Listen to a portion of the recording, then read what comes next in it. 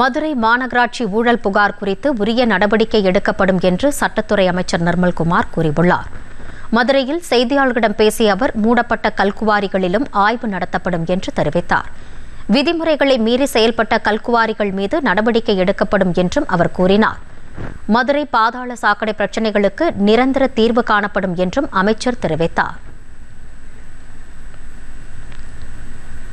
இதுவரை கடந்த 7-8 ஆண்டுகளாக இயங்கி வந்த குவாரிகள் எதெல்லாம் மூடப்பட்டிருக்கு, இல்லை இப்போ கரண்டாக இருக்கிற குவாரிகள் அனைத்தையும் அசஸ் பண்ணி எதெல்லாம் விதிமுறைகள் மீறி செயல்பட்டு இருக்கோ அனைத்து மீது நடவடிக்கை எடுக்கும் வேலைகளை துவங்கியிருக்காங்க. ஸோ அசஸ்மெண்ட் வேலைகளை துவக்கப்பட்டிருக்கு. ஸோ அவங்களாம் முடிச்ச பிறகு தான் நம்ம ஒரு கன்க்ளூஷன் போட முடியும். அதற்கான வேலைகள் நடைபெற்று வருது. ஸோ எங்கேயுமே இல்லீகல் குவாரிஸ் கண்டிப்பாக அனைத்து இல்லீகல் குவாரியும் நிறுத்தப்பட்டு விட்டுச்சு. கடந்த வாரமே பல குவாரிகள் சஸ்பெண்ட் பண்ணப்பட்டிருக்கு. இல்லீகல் குவாரி அனைத்தும் மூடப்பட்டிருக்கு. எங்கெங்கெல்லாம் திருட்டுத்தனமாக மணலோ இல்லை கிராவலோ சவுடோ எடுக்கப்பட்டதோ அதெல்லாம் நிறுத்தப்பட்டிருக்கு. ஸோ இதெல்லாம் இன்னைக்கு துவக்கப்பட்டிருக்கு.